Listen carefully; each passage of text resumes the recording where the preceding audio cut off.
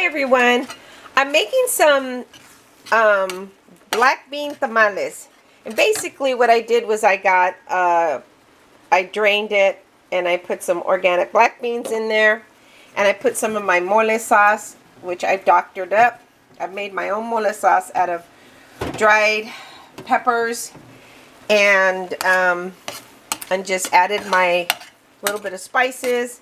And basically what I'm going to do is be putting these in my tamales. I'll probably be putting some jalapenos and cheese. And the reason why I use, now you could use the fresh jalapenos, but I use the marinated jalapenos.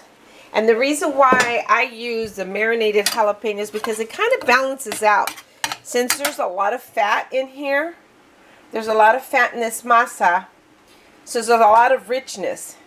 And with the vinegar in the jalapenos, it just kind of balances out. Now, you don't have to do it this way. You can add the fresh jalapenos in there. But I would roast them and then sweat them, remove the seeds, and then if you want to add the jalapenos, you can. These are my pork tamales, which I'm making. I have the pork in there. And I've made a dozen. And so I had some leftover masa.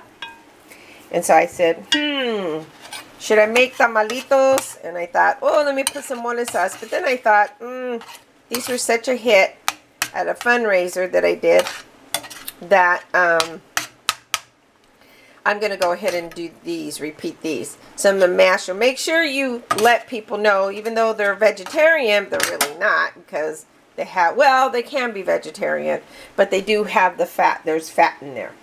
Okay, so I thought I'd show you that real quick.